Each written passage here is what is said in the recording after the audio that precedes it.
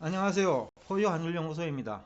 오늘은 바이든 대통령하고 연준 파월 의장이 얼마 전에 만난 그 배경과 관련해서 여러분과 대화를 나누고자 합니다. 국내 방송들은 대부분 그 연준 의장의 임기가 이제 내년 2월로 끝나니까 그와 관련해 갖고 지금 현재 연준 의장을 만난 거 아니냐라는 얘기들이 주로 그 소통되는 것 같아요. 그런데 포유 환율 연구소는 조금 의견이 다릅니다.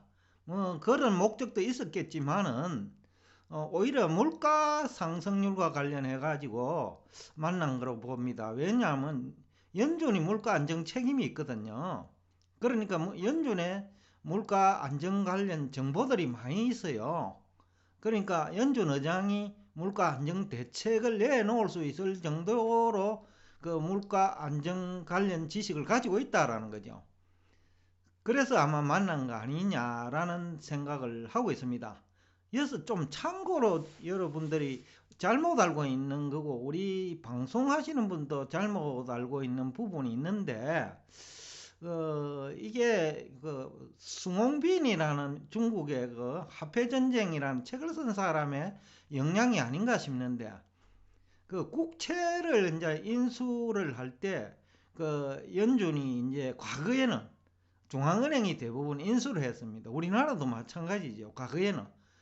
그래서 최초의 화폐는 국가가 국채를 발행하고 그것을 중앙은행이 인수해 주는 방법으로 그 화폐 공급이 일어난다고요.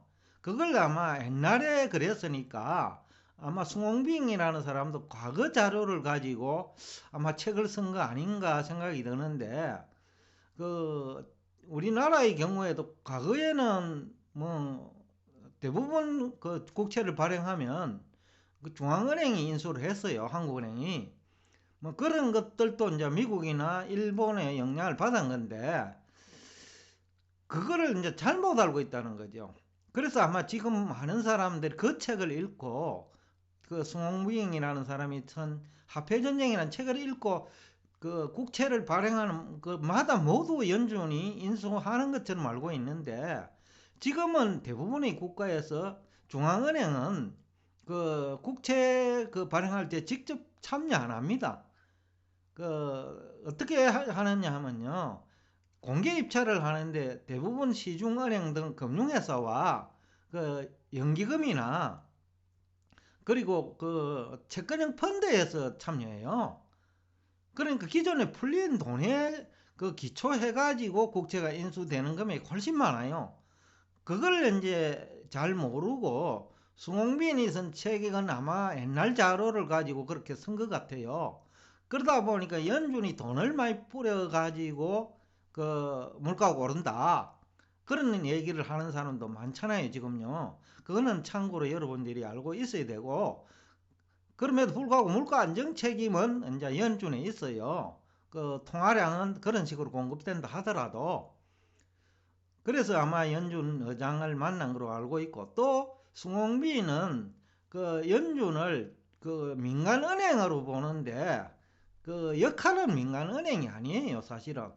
그 백악관이 연준 의장을 임명을 하고 연준 부의장도 백악관에서 추천해요. 왜냐하면 의장유고 시에는 그 부의장이 대행을 해야 되잖아요. 그러니까 정책 의지를 반영할 수 있는 사람이 있어야 되는 거죠. 그러니까 부의장 자리도 그 어떻게 보면 백악관 자리예요. 그러니까 민간은행이 아니라는 얘기를 지금 하고 있는 거죠. 역할이 중요한 것이지 정부가 한국처럼 무자본 특수법인으로 그 설행 것이니까 그거는 그 공공기관이고 또 저거는 민간 그 주주들이 모여갖고 설립했으니까 민간은행이다. 그렇게 해석하는 건 맞지 않다. 역할을 가지고 얘기해야죠. 그러니까 백악관이 관여하고 재무부가 관여하는데 그게 무슨 큰 차이가 있느냐라는 거죠. 그래서 통화량을 가지고도 마음대로 발행한다라는 얘기를 하는데 통화 공급량은요 앞에서 몇 차례 얘기했지만은 그 다른 나라가 필요한 통화량 대비 더 많이 공급했어요. 그렇기 때문에 연준이 통화량이 많다는 의견도 바로 모든 국채를 연준이 인수한다는 식으로 이해를 하니까, 뭐 이해가 아닌지 오해를 하니까 그런 그 얘기가 나오는 것 같고, 그러면 이제 만나면 가지고 어떤 얘기가 주고받았을 거냐, 아마 제가 추정하던 때는, 아마 연준 의장이 지금 기준금리 인상으로 물가 상승 요인을 억제할 수 없다라는 얘기를 전달했을 거예요. 왜냐하면 공식적으로 뭐 발표를 했으니 뭐 전달했을 거예요. 그리고 그러면 그 연준이 할 수 없는 거는 정부가 해야 될 거 아닙니까? 그러면 정부한테 물가 안정을 위해서 할 수 있는 정책 대안을 제시했을 거예요. 그게 예로 들면 전략 비축류 방출, 그리고 공급망 복원 정책 등이죠. 그리고 부동산 시장 얘기도 했을 거고, 물가 영향이 크니까 뭐 그런 얘기들을 했을 거라고 봅니다. 결국 물가 때문에 만난 것이 1차 목적이다.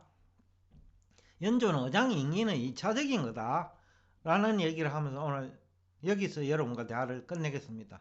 오늘도 끝까지 경청해 주셔서 대단히 감사합니다.